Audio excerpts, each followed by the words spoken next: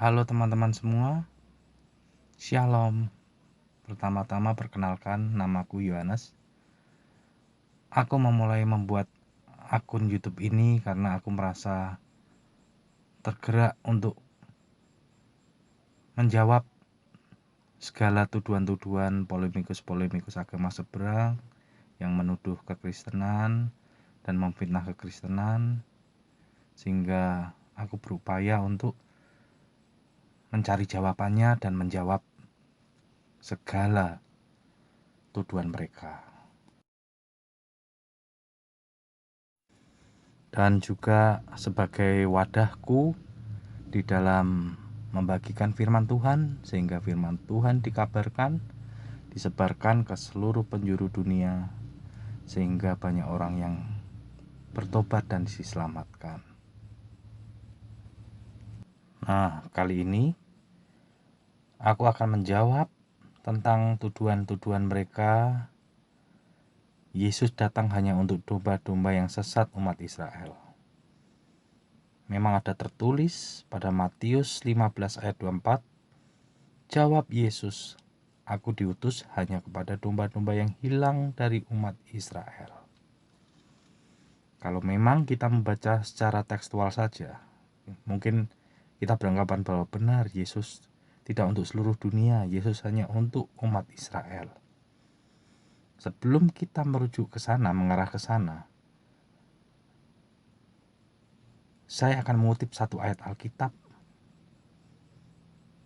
di Matius 13 ayat 13 yang berbunyi, itulah sebabnya aku berkata-kata dalam perumpamaan kepada mereka, karena sekalipun melihat, mereka tidak melihat, dan sekalipun mendengar, mereka tidak mendengar dan tidak mengerti.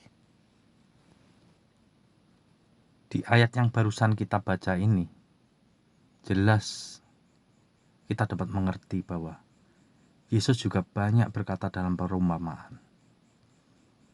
Kita tidak hanya membaca saja, mengerti secara hurufiah,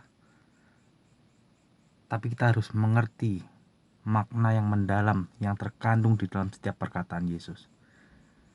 Tidak hanya kita mengartikan sebatas apa yang kita baca, kita harus mengerti di dalamnya itu ada makna yang besar yang terkandung di dalamnya. Coba mari kita lihat, kita cari tahu apa itu Israel dan apa itu umat Israel. Maka dari itu, kita harus merujuk di mana pertama kali kata Israel muncul di dalam Alkitab. Kita dapat menemukannya pada kitab Kejadian 32 ayat 28 yang berbunyi, lalu kata orang itu, namamu tidak akan disebutkan lagi Yakub, tetapi Israel, sebab engkau telah bergumul melawan Allah dan manusia, dan engkau menang. Kita bisa tahu dari ayat ini, kita bisa belajar bahwa sebenarnya ayat ini menceritakan tentang hubungan Yakub dan Esau. Allah memerintahkan Yakub untuk kembali, tetapi Yakub takut kepada Esau karena Yakub telah merebut hak kesulungan Esau. Maka dari itu Yakub ragu, di mana Yakub kalau pulang nanti ketemu Esau, dia merasa bahwa mungkin dia akan dihabisi atau dibunuh sama Esau karena apa yang telah dilakukan itu. Seharusnya jika Yakub percaya dengan sungguh-sungguh kepada Tuhan pada saat itu, dia tidak ragu. Dia bisa saja langsung, dalam arti, saya yakin Tuhan pasti punya jalan. Saya yakin Tuhan pasti membantu saya, membela saya. Saya yakin kalau Tuhan sudah memberitakan saya seperti ini, saya akan melakukan dengan sepenuh hati, tanpa ada ketakutan sedikit pun. Itulah kenapa Yakub bergumul, karena dia takut. Di satu sisi dia ingin menjalankan apa yang diperintahkan Tuhan, tapi di sisi lain dia ketakutan, nanti takut Esau akan membunuh dia. Dan setelah pergumulan yang hebat, pergumulan yang panjang, akhirnya Yakub membulatkan tekad dan memberanikan diri bahwa dia akan menemui Esau. Maka dari sini dia menemukan jawaban. Akhirnya apa yang ditakut-takuti selama ini, apa yang dikhawatirkan selama ini tidak terjadi. Bahwa Esau sangat bahagia sekali menemui dia sampai memeluk, mencium.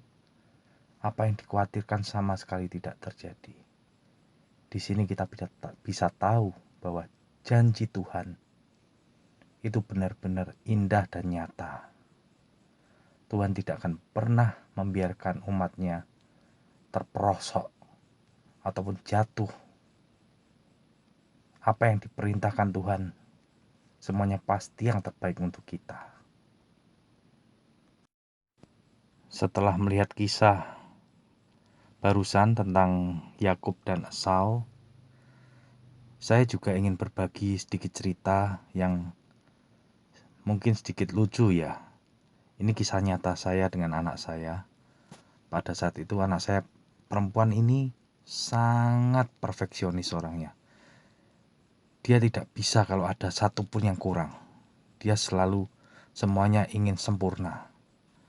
Nah, pada suatu ketika, pada saat saya mengantar dia ke sekolah, pada saat itu memakai baju seragam pramuka.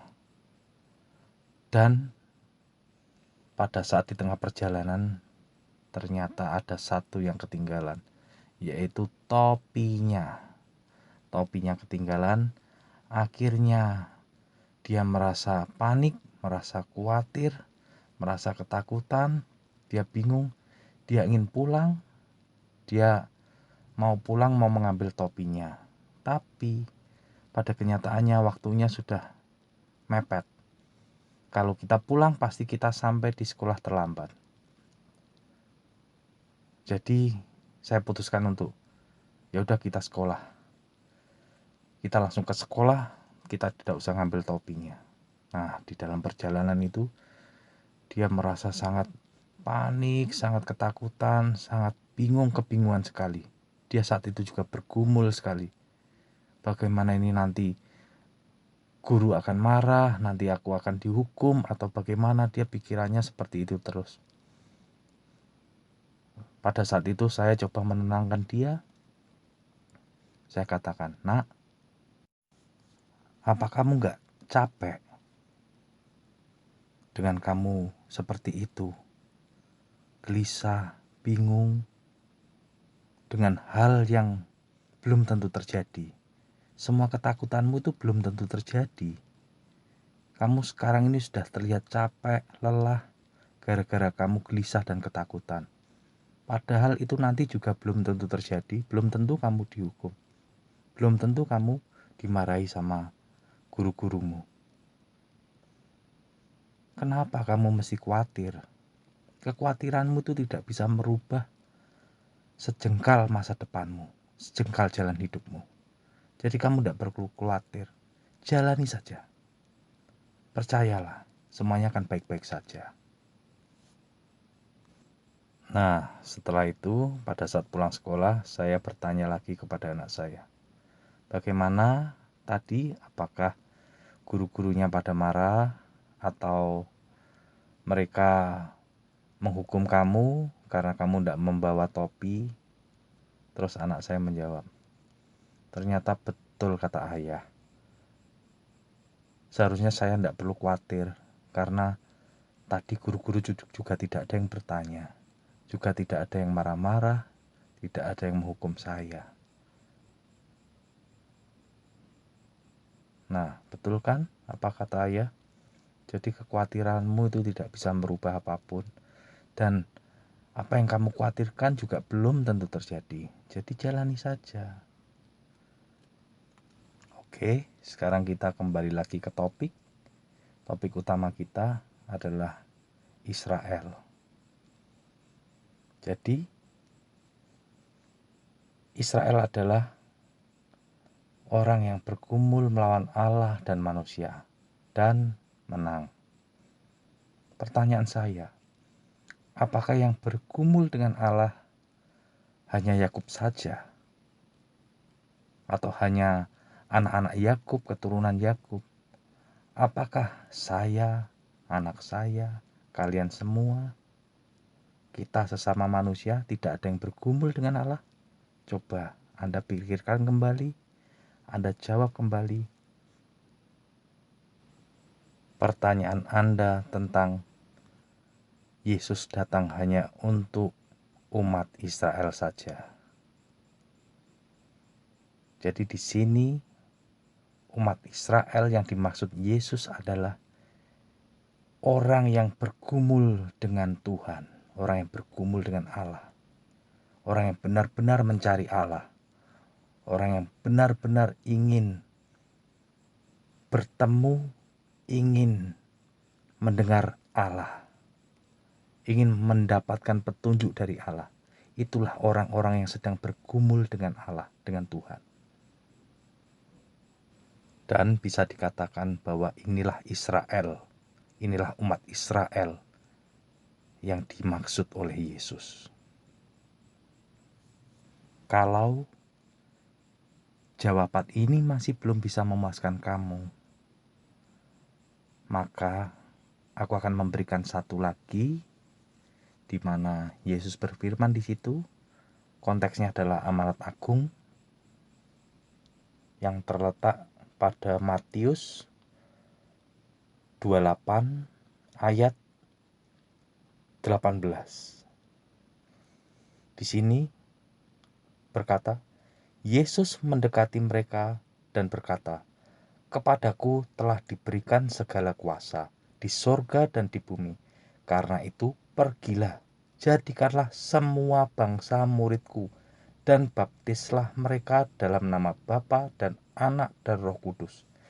Dan ajarlah mereka melakukan segala sesuatu yang telah kuperintahkan kepadamu, dan ketahuilah, Aku menyertai kamu senantiasa sampai kepada akhir zaman." Jadi sekali lagi menurut saya sudah tidak ada pertentangan lagi, karena Israel adalah sebuah nama yang memiliki makna dan arti. Kalau memang Israel tidak ada artinya, tidak ada maknanya, sah-sah saja kalian bicara seperti itu. Tapi pada kenyataannya Israel itu memiliki makna. Jadi makna itulah yang dipakai Yesus.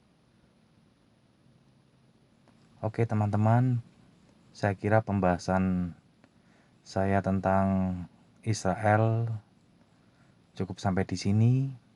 Semoga apa yang saya bicarakan bisa mudah dimengerti dan bisa menjadi berkat bagi banyak orang.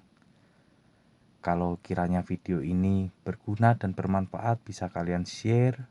Tapi kalau memang video ini tidak ada faedah dan manfaatnya, bisa kalian skip atau kalian lewati saja. Oke, terima kasih banyak. Tuhan Yesus memberkati kita semua.